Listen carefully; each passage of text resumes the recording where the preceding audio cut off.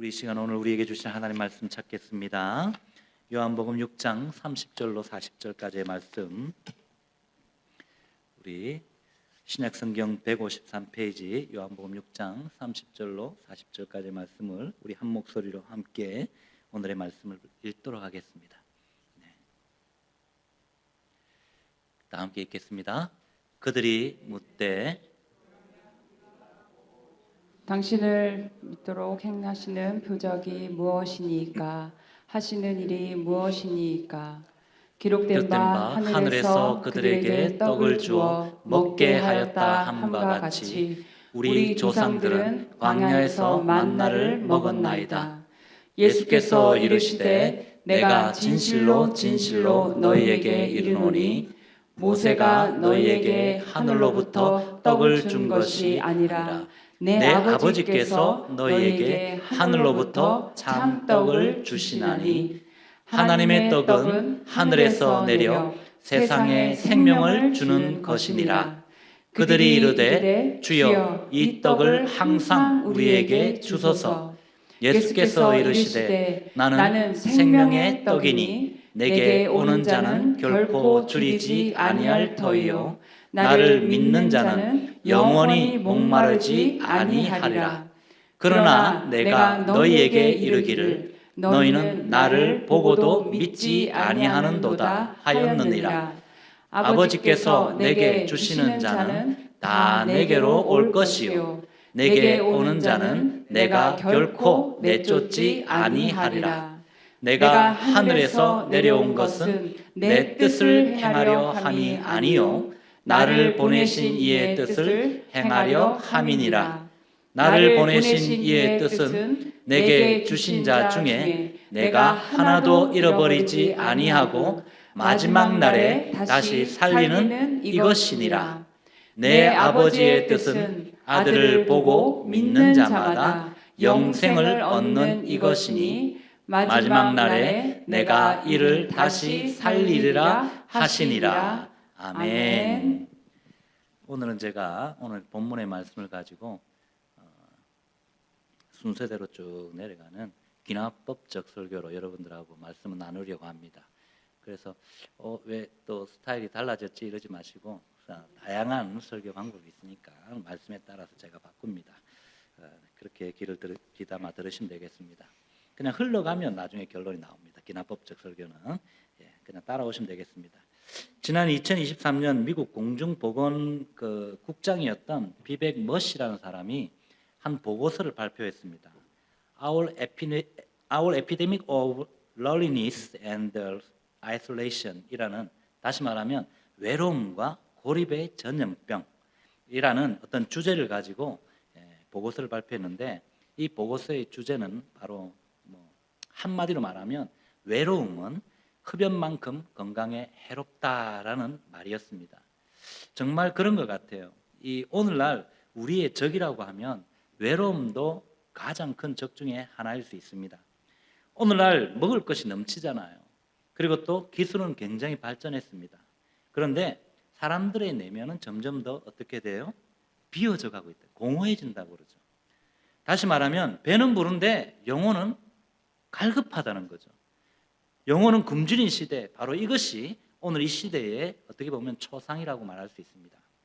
다시 말해서 성경에도 이런 장면들이 나오는데, 과거 출애굽 당시에 우리가 좀 생각해 보면 광야에서 만나를 먹었던 이스라엘 백성들을 생각해 볼 수 있어요.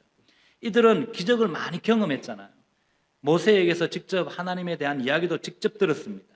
그런데 이들은 하나님으로만 만족하지 않았기에 결국은 출애굽이 단 일주일 만에, 2주일 만에 갈 수 있는 그 거리를 그냥 40년이란 그 긴 장장의 한 세대가 물러갈 때까지 그들은 고생할 수밖에 없었던 것을 보게 됩니다.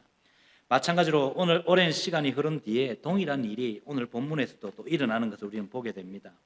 우리 예수님께서 오병이의 기적을 행하신 후에 다른 지역으로 건너가셨잖아요, 배를 타고. 그런데 사람들이 그곳까지 몰려옵니다. 그냥 때를 지어 또 따라오는 거예요. 그런데 그들의 첫 마디가 무엇인지 아십니까? 오늘 성경에 보았더니 뭐라고 이야기합니까? 우리가 보고 당신을 믿을 수 있도록 어떤 행하시는 표적이 이제 또 뭐가 있습니까? 라고 묻는 거예요. 여러분 참으로 좀 의아하지 않습니까? 좀 기가 찼어요. 왜냐하면 바로 앞장에 보면 이 질문은 해서는 안 되는 거예요. 자신들이 지금 엄청난 기적을 지금 경험했잖아요. 그런데 이들이 지금 하는 질문은 어떻게 보면 단순한 호기심이 아니었던 것을 보게 됩니다. 이 질문은 어떻게 보면 인간의 본심을 드러내는 질문이에요. 어떤 질문이냐면, 예수님, 우리 좀 설득해 보라고요. 우리가 믿을 만한 근거를 좀 더 한번 보여줘 봐요 하면서 이렇게 지금 따지는 거예요, 사실은. 그런데 이미 이들은 얼마 전에 아까 말씀드렸다시피 오병이어의 사건을 경험을 했던 거예요. 눈으로 보고 자신들이 직접 몸으로 체험했던 사람들입니다. 그런데 또 표적을 달라 한다 이 말입니다. 사람이라는 존재가 참 묘한 것 같아요. 어떨 때는 우리 그러잖아요. 기적만 보여주면 내가 당신을 믿겠습니다라고 기도하는 사람 많잖아요. 믿지 않는 사람들 중에. 그런데 정말 기적을 보면 믿을 것 같지만 사실은 인간은 그렇지 않다는 거죠. 기적을 보면 더 큰 기적을 달라고 또 요구한다는 겁니다. 우리도 그렇지 않습니까? 우리의 기도를 가만히 살펴보면 하나님, 이번 이 문제만큼은 정말 해결해 주셔야 됩니다. 정말 이걸 해결해 주면 제가 어떻게 하겠습니다. 결단들 하잖아요. 내가 정말 잘 믿겠습니다. 그렇게 기도하지만 막상 이게 해결되고 나서 시간이 지나면 또 다른 문제로 우리는 어떻게 해요? 하나님한테 또 딜하는 모습을 보게 된다는 거죠. 하나님 또 이 문제라면서 여전히 우리는 똑같은 문제를 들고 또 하나님 앞에 선다는 거죠. 마치 우리가 다이어트를 시작할 때 어떤 마음으로 시작합니까? 반드시 이번에 한다. 그런데 또 뭐 친구들이 와가지고 막 이렇게 할 때 어떻게 해요? 야, 오늘만 치팅데이. 오늘만 하고 내일부터 시작하면 돼. 진짜. 그런데 내일이 옵니까? 살아가는 동안 내일이 오지 않잖아요. 다이어트가 안 되잖아요. 예수님은 그런 우리에게 오늘 본문 말씀을 통해서 이렇게 말씀하세요. 나는 생명의 떡이다. 내게 나오는 자는 결코 줄이지 않을 거야. 나를 믿는 자는 영원히 목마르지 않을 거다. 내게 오는 자를 내가 결코 내쫓지 않을 거니까 그냥 와. 마지막 날에는 내가 너희를 반드시 다시 살릴 것이다 라고 분명히 하나님은 선포하고 있습니다. 여러분, 이 말씀은 단순한 위로가 아니에요. 예수님이 우리의 인생을 처음과 끝까지 내가 책임지겠다는 약속의 선언인 줄 믿습니다. 그런데 여러분, 유대인들은요, 오늘 또 31절에 보면 또 물어요. 모세는 하늘에서 만나를 주어가지고 우리 조상들을 먹였는데 당신은 무엇을 우리에게 주시렵니까? 아니, 금방 얻어먹어 놓고 금방에서 하늘에서 내려오는 그 만나를 먹었잖아요. 자기들도. 오병이어가 그냥 보통 일입니까, 여러분? 지금 이들이 하는 이야기가 무슨 말입니까, 여러분? 그들의 관심은 오직 육적인 떡에만 있었던 거예요. 당장 지금 내 눈앞에 있는 문제 해결에만 있었다는 겁니다. 눈에 보이는 기적이었다는 거예요. 지금 사람들은 예수님을 지금 누구와 비교합니까? 모세와 비교해요. 그래서 그들은 모세는 하늘에서 떡을 줬는데 당신은 우리한테 뭘 줄 수 있어요 지금? 이렇게 묻는 거예요, 여러분. 그런데 이 말은 사실상 예수 당신이 정말 모세보다 더 위험한 분이라면 그 증거를 한번 내놔봐 이거예요, 여러분. 안 믿는다는 거죠, 계속적으로 지금. 여러분, 사람들은 이처럼 늘 사람을 비교합니다.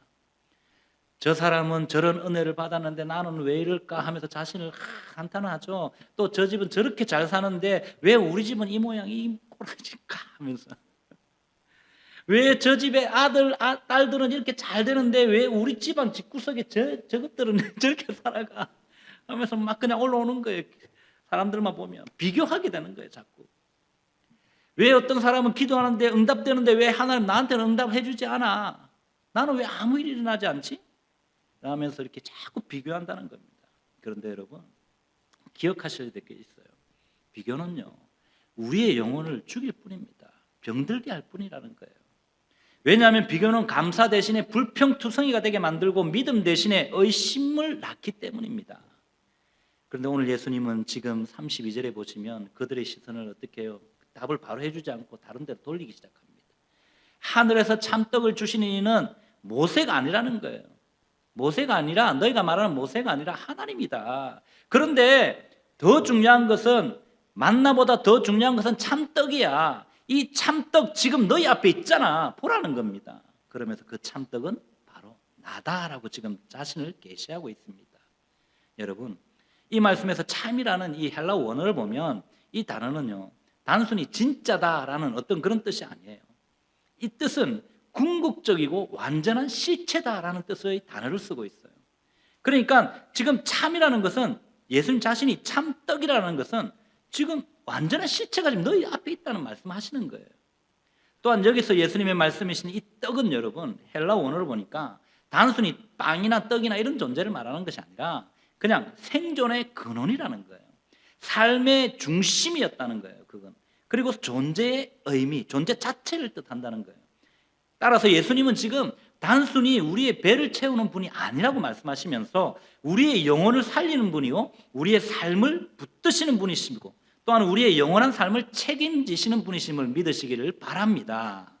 그런데 여러분, 사람은 여전히 뭐라고 이야기합니까? 34절에 봤더니 주여 그러면 이 떡을 항상 우리에게 주소서라고 요구합니다. 어디서 많이 들어본 것 같지 않습니까, 여러분? 이 떡을 우리에게 주소서. 이미 한 장 전에 우리가 살펴봤잖아요. 지난주에 묵상했잖아요. 요한복음 4장 15절에 봤더니 사마리아 여인이 그 영원히 영생하는 샘물에 대해서 예수님이 설명할 때 배에서 난다, 생물이 넘쳐난다라고 이야기할 때 뭐라고 이야기해요? 그 물을 내게 주십시오라고 그냥 바로 달라고 이야기한 것과 똑같다는 거예요. 사람들은 여전히 육적인 필요에만 관심이 많다는 겁니다. 영생의 말씀이 지금 내 앞에 있다라고 설명을 했는데도 그 물을 달라고 바로 앞에 이야기한 것 동일하다는 거죠. 우리도 그렇지 않습니까, 여러분?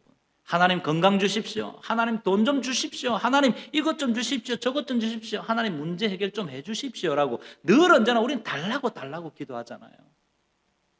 물론 하나님은 우리의 필요를 채우시는 분이세요. 다 주실 수 있는 분이세요. 하지만 하나님이 원하시는 것은 우리의 필요를 채우는 것이 아니라 우리가 우리의 필요만 구하는 그런 신앙이 아니라 우리에게 있어서 하나님 자신을 구하는 신앙을 요구하신다는 것을 기억할 수 있기를 바랍니다. 사랑하는 성도 여러분, 만나는요 예표일 뿐이에요. 그런데 반대로 예수님은 실체라는 것입니다. 원어상으로 만나는 하루를 살게 해줄 뿐이지만 반대로 예수님은 영원한 삶을 우리에게 주신다라고 말씀하시는 것입니다. 그런데 우리는 왜 자꾸 하루짜리 은혜를 구합니까, 여러분? 그러나 하나님은 영원한 생명을 주시기 원하신다는 사실을 기억할 수 있기를 바랍니다. 그래서 우리 예수님은 이 말을 듣고 뭐라고 이야기합니까? 35절에 봤더니 내가 생명의 떡이다라고. 예수님께서는 내가 곧 이렇게 생명의 떡이라고 지금 바로 이야기하는데 헬라어를 보면 여러분 에고 에이미라는 단어를 쓰는데 이 말은 출애굽기 3장에서 나오는 하나님이 모세에게 자신을 계시하실 때 자신을 소개한 표현입니다, 여러분. 다시 말하면 예수님이 지금 단순한 공급자가 아니라는 거예요. 하나님 자신이라고 지금 말씀하시는 거예요. 그런데 우리는 자꾸 뭐라고 그래요? 주님, 무엇을 주십니까? 무엇을 주기를 원하십니까? 라고 자꾸 묻는 거야. 예수님 말씀하시잖아요. 내가 너에게 무엇을 줄까가 아니라 내가 너의 생명이다 라고, 참떡이다 라고 말씀하시는 줄 믿습니다. 우리는 이 차이를 이해해야 돼요, 여러분. 기독교는요 무엇을 얻는 종교가 아니기 때문입니다. 우리 기독교는 그냥 누구를 붙드는 신앙을 믿는 거지, 신앙을 가지는 것이지 자꾸 얻는 종교가 아니에요, 여러분. 그래서 주님은 이어서 바로 이렇게 이야기하세요. 내게 오는 자는 결코 줄이지 않을 것이요 나를 믿는 자는 영원히 목마르지 아니할 것이다 라고 말씀하시는 것입니다. 여기서 먼저 오는 자는, 여러분 이거 중요한 단어입니다. 오는 자, 헬라 원어를 보면 현재 분사를 사용하고 있어요. 우리가 현재 분사라는 여러분 아시잖아요. 한 번 오는 걸 말하는 게 아니에요. 이 분사형은 그냥 계속 오는 거, ing형, 그죠? 계속 나오는 걸 말해요. 그럼 다시 말하면 계속해서 주님께 나오는 사람을 말한다는 거예요. 그러니까 내게 오는 자는 결코 줄이지 않는다. 계속해서 주님께 나오는 자는 결코 줄이지 않는다는 말이에요. 그렇습니다, 여러분. 문제는 우리가 가끔 하나님 앞에 나오기 때문에 문제예요, 여러분. 왜 내 기도가 안 들어지지? 가끔 기도하기 때문인 거예요. 힘들 때는 오고 괜찮아지면 안 온다는 거예요. 힘들 때는 기도하고 괜찮을 때는 기도하지 않는다는 거예요, 여러분. 그러니 매 순간 다시 배고플 수밖에 없고 목마를 수밖에 없다는 겁니다. 그러나 계속 주님께 나오는 사람이나 공동체는 무너지지 않는 줄 믿습니다. 관계가 회복될 수 있어요. 계속 주님께 나오면 우리가 기도하면 기도가 살아날 수 있습니다. 우리 또한 용서할 수 있습니다. 사실 용서 못해요, 인간은. 인간은 또 다른 사람 용서 못해요. 그러나 예수 그리스도의 힘을 빌어서 우리가 그분을 용서할 수 있는 것입니다. 왜요? 내가 그분의 피로 말미암아 내가 구원받았으니까. 그분의 피값이 헛되게 해서는 안 되잖아요.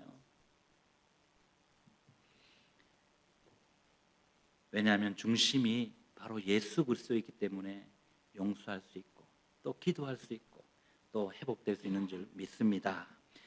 또한 여기서 여러분 결코라는 단어를 봐야 되는데 이 단어는 여러분 헬라 원어상으로 보면 이중부정, 다시 말하면 강한 부정이에요. 가장 강한 부정을 말하는 것이에요. 그러니까 여기서 결코라는 한국어 단어도 굉장히 강한 부정이잖아요. 근데 절대로 어떤 경우에도 영원히 아닌 거야 라는 거예요. 여러분. 이 말은 감정적인 우리 필링 이런 감정적인 표현이 아니라 언약적인 바로 선언이라는 것을 기억할 수 있기 바랍니다. 다시 말하면 이 말씀은요, 예수님을 믿는 자는 어떤 상황 가운데 있든지 그 영혼이 굶주리지 않을 것이라는 선언입니다, 여러분. 또 삶이 흔들려도 중심이 무너지지 않을 거야. 그리고 너의 미래가 불안해도 너의 소망은 잃지 않을 것이란 약속의 말씀인 줄 믿습니다. 이 말씀을 들으면 여러분 자연스럽게 떠오르는 장면 있지 않아요? 제가 앞서 말씀드린 바로 그 광야에서 있었던 만나 사건, 이스라엘 백성들이 떠오르잖아요. 그때 하나님은 어떻게 해요? 만나를 주실 때 어떻게 주셨어요? 매일 아침에 나가서 하루 먹을 것을 거두라 그러셨잖아. 쉽게 말하면 일용할 양식만 주신 거예요. 그런데 믿지 않았던 사람들은 어떻게 해요? 믿지 않았던 사람들은 미리 더 많이 한 2배, 3배로 가져왔다가 결과가 어떻게 됩니까? 다 썩어서 그냥 버려야 되는 겁니다. 이 말은 무슨 뜻인지 아십니까, 여러분? 하나님은 내일도 책임지신다는 말씀인 줄 믿습니다. 오늘 하나님은 이 말씀을 통해서 우리에게 지금 네가 걱정하는 오늘의 일만 너는 걱정하면 돼. 내일 일은 내게 맡기라는 것입니다, 여러분. 사랑하는 성도 여러분, 오늘 우리의 모습은 어떻습니까? 예수님이 생명의 떡이신데 우리는 여전히 내일에 걱정하고 미래를 불안해하고 눈에 보이는 어떤 떡을 더 구하지 않습니까? 그러나 오늘 예수님은 오늘 본문 37절에 보시면 내게 오는 자를 내가 결코 내쫓지 아니하리라 라고 말씀하세요. 무슨 말입니까? 여기서 결코라는 단어를 한번 보시면 아까와 똑같아요. 똑같은 단어를 쓰고 있어요. 헬라어로는 우메라는 단어인데 절대로 어떤 경우에도 내가 너를 내쫓지 않을 거야. 다시 말하면 구원받은 하나님의 백성들은 어떤 일이 있어도 하나님이 내쫓는 일이 없다는 겁니다. 사탄의 시험에 잠시 넘어갈 수는 있어요. 그러나 버림받지 않는다는 사실을 기억할 수 있기를 바랍니다. 이 얼마나 큰 위로입니까, 여러분? 우리가 연약해도 우리가 기도를 잘 못해도 기도하지 못했다 할지라도 우리의 믿음이 흔들려도 우리 예수님은요 우리를 버리지 않는데요. 이어서 39절 말씀에서 예수님은 아버지께서 내게 주신 자 중에 내가 하나도 잃어버리지 아니하리라 라고 분명히 약속해 주시는 말씀을 받으시기를 바랍니다. 그렇습니다, 여러분. 나는 단 하나도 포기하지 않는다는 이 약속의 말씀은 우리 교회 공동체가 반드시 붙들어야 할 말씀인 줄 믿습니다. 사람은 우리를 실망시킬 수 있어요. 상처 줄 수 있어요. 그러나 주님은 하나도 놓치시지 않으실 뿐 아니라 마지막 날에 다시 살리신다는 것이 아버지의 뜻이라고 분명히 우리에게 가르쳐주고 계십니다. 다시 말하면 우리 중에 우리하고 잘 안 맞는 사람들이 있을 수 있어요. 그러나 하나님은 너하고 안 맞는 거지 나하고 안 맞는 거 아니라고 말씀하는 거예요, 지금. 그러니까 내가 미워하는 그 사람, 내가 미워하면 죄가 되는 거예요, 여러분. 왜? 하나님은 안 미워하는데요. 모르잖아요, 우리가 그 사람이 어떤 사람인지. 그러니까 우리는 한번 이 말씀을 통해서라도 다시 한번 더 하나님 앞에 맡겨드립시다. 어떤 사람을 평가하고 판단하는 것이 아니라 우리 공동체 안에서 우리가 이 말씀을 받들고 그 사람을 위해서 기도해 주십시다. 그러면서 하나님께서 그 사람의 마음을 움직이시기를 함께 기도할 수 있는 저와 여러분 되시기를 주님의 이름으로 축원드립니다. 이렇게 우리 예수님은 여러분 우리를 붙드시고 끝까지 인도하시고 뿐만 아니라 마지막 날에 부활로 완성하시는 분이신 줄 믿습니다. 여러분 이 말씀은요 단순한 위로가 아니에요. 예수님이 우리 인생의 처음과 끝을 책임지신다는 선언인 줄 믿으시길 바랍니다. 사랑하는 성도 여러분, 지난 2023년 또 11월 12일자 한국일보에서 제가 이런 기사를 발견했어요. 제목은 배부르지만 만족하지 못하는 사람들이었습니다. 배부르지만 만족하지 못하는 사람. 기사 내용은 정말 이랬어요. 한국은 경제적으로 풍요로웠지만 행복지수는 오히려 낮아지고 있다. 사람들은 배부르지만 만족하지 못한다라는 내용이었어요. 무슨 말입니까? 물질은 점점 풍족해졌다는 거죠. 그런데 마음속에 불안과 우울감은 더 커졌다는 분석이었습니다. 왜 그럴까요, 여러분? 그것은 바로 배부름이라는 것은 그냥 음식이 우리에게 주어지는 것이고, 또 만족은요, 음식이 줄 수가 없는 거예요. 음식은 배부름을 채워주는 것이지만 만족은 예수님이시기 때문에 우리는 예수님을 붙들고 배부름뿐만 아니라 만족함을 누리는 저와 여러분 되시기를 바랍니다. 사마리아 여인도 그랬어요, 여러분. 5 남편이 있었잖아요. 마음의 공허함이 채워지지 않았잖아요. 그런데 그녀가 예수님을 만났을 때 어때요? 비로소 내가 만날 사람을 만나니까 자기가 찾던 분이 여기 계시구나라고 하고 온 동네 팔방 다 돌아다니면서 뭐라고 이야기합니까? 내가 나쁜 짓 한 거 다 아는 사람이 있다 고백한 거예요. 내가 정말 나쁜 짓 많이 했는데 당신들도 알고 나도 아는데 아무것도 모르는 저 유대인이 알고 있다라는 거예요, 여러분. 어떻게 이렇게 고백할 수 있었을까요? 그의 공허함이 채워졌기 때문입니다. 여러분, 우리의 영혼도 마찬가지예요. 예수님만이 참된 만족을 주실 수 있고 예수님만이 참된 기쁨을 주실 수 있는 분이심을 믿으시길 바랍니다. 사랑하는 성도 여러분, 오늘 우리의 신앙은 어디쯤 와 있습니까? 아니, 우리의 신앙의 초점이 어디입니까? 한번 생각해 보십시다. 나의 신앙의 초점이 어디에 맞춰져 있냐는 거예요. 내 자녀일 수 있고 또 내 가정일 수 있고 내 일터일 수 있습니다. 내가 하는 어떤 그 직장일 수 있어요. 혹시 우리는 여전히 어떤 문제를 더 해결받길 원합니다라고 기도하고 계십니까? 더 큰 기적을 기대하고 있지는 않느냐는 것입니다. 더 강한 체험이나 어떤 영적으로 더 확실한 증거를 찾고 계시는 분 계십니까? 아니면 어떤 환경이 변화되기만을 기다리면서 쭈그리고 있는 사람 계십니까? 그러나 우리 예수님은 오늘 우리에게 본문 40절에서 다시 강조합니다. 아들을 보고 믿는 자는 영생을 얻는 것이니 마지막 날에 내가 그를 다시 살리리라. 아멘. 여러분, 이 말씀은요, 단순한 약속이 아니에요. 우리의 현재와 미래를 약속해 주시는 뿐만 아니라 우리의 삶과 죽음조차도 이미 주님이 다 책임지고 있다는 거예요. 우리의 지금과 영원을 책임지시는 주님의 선언인 줄 믿습니다. 그렇습니다, 여러분. 배가 부른 신앙은요, 금방 식어요. 그러나 반대로 예수님으로 채워진 그 신앙은 지속될 것입니다. 교회가 강해지는 것은 단순합니다, 여러분. 예수님을 더 붙드는 거예요. 우리 교회가 더 강력해지기를 원하신다면 예수님을 더 붙드는 일에 우리가 열심히 해야 됩니다. 말씀을 더 가까이 해야 된다는 말씀입니다, 여러분. 기도를 다시 우리의 중심에 두는 그런 삶으로 살아가야 할 줄 믿습니다. 그러므로 잊지 마십시오, 여러분. 예수님을 믿는 그 믿음은 단지 교회 다니는 믿음이 아니에요, 여러분. 교회 다닌다고 예수 믿는 게 아니란 말입니다. 한 걸음 더 내딛어야 한다는 거예요. 이제 우리는 문제 해결만을 바라보는 그 신앙에서 한 걸음 더 나아가서 예수님 자신을 바라보는 신앙을 가져야 한다는 거죠. 기적을 구하는 그 신앙에서 이제는 예수님을 구하는 신앙으로 나아가야 한다는 겁니다. 일시적인 은혜를 구하는 이 소비적인 신앙이 아니라 예수님 자신을 붙드는 신앙으로 나아갈 수 있기를 바랍니다. 눈에 보이는 어떤 떡을 붙드는 삶이 아니라 생명의 떡이신 예수님을 붙드는 삶으로 나아가는 저와 여러분 되시기를 바랍니다. 그리고 이 믿음은요, 단순한 우리의 필링, 감정이 아니라 우리의 삶의 방향이요, 우리의 우선순위가 되어야 되고 우리의 시간과 마음과 헌신을 예수님께 삶으로 드리는 것으로 이어져야 합니다. 바로 그 믿음이 우리를 살릴 것입니다. 그러한 믿음이라면 우리를 반드시 하나님께서 인도해 가실 것입니다. 그 믿음이 우리의 미래를 보장하게 될 줄 믿습니다. 그러므로 오늘부터 덮었던 성경을 다시 한 번 더 펴실 수 있기를 바랍니다. 기도의 자리를 다시 한 번 더 지킬 수 있기를 바랍니다. 관계를 다시 한 번 더 회복하기를 노력할 수 있기를 바랍니다. 그리고 기억하십시오, 여러분.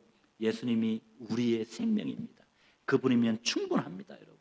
그분만 붙들고 있으면 그분이 해결하실 줄 믿습니다. 그것이 믿음의 사람의 걸음 아닙니까, 여러분? 왜 그렇게 힘이 들어가지고 어떤 세상의 일들 때문에 힘들어가지고 여러분 지쳐 있습니까? 낭망해 있습니까? 저는 신방 갈 때마다 그런 마음이 들어요.